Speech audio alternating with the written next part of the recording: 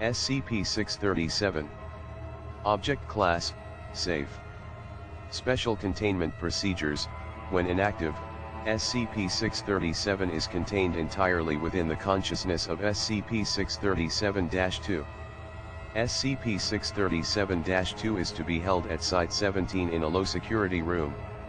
Anything it requests is to be given, as long as it does not violate standard procedure. However, any requests for pencils, pens, sketch pads, or any marking implement, are to be denied and reported to Dr.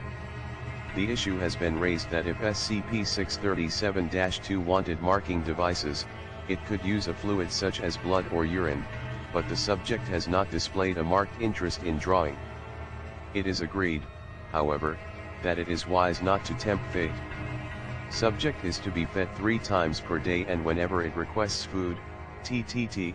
Description: SCP-637-2 is an elderly Caucasian woman of approximately 65 years of age, who calls herself Margie.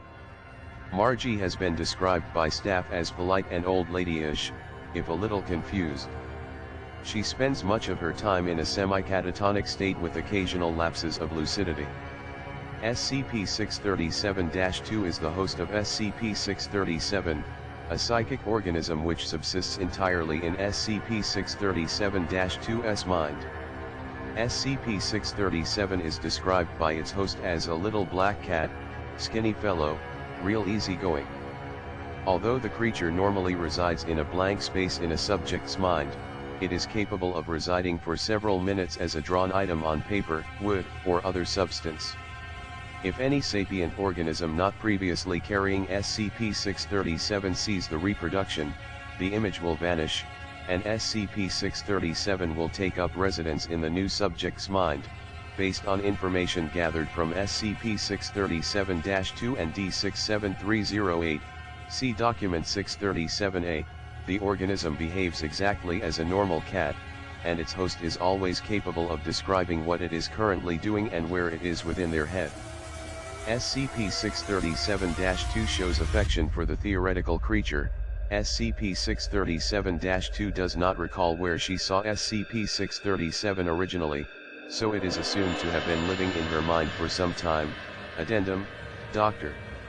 believes the creature could be useful, including the possibility of mass-producing the cat and adapting it for use in psychic warfare as a means of crippling the subject, and plans to continue testing on other subjects.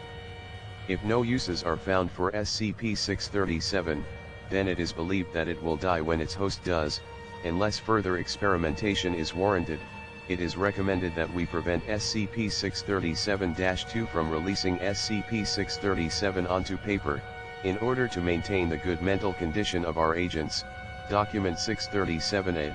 Test subject D67308 was exposed to an image of the organism, drawn by SCP-637-2. Subject gained a disheveled appearance and made several comments like "nothing works," "isn't working," "want the cat out," "nice kitty." When the subject was informed that it would be placed in quarantine for 24 additional hours, it reacted violently and swore at the guards for several minutes before lapsing into a semi-catatonic state.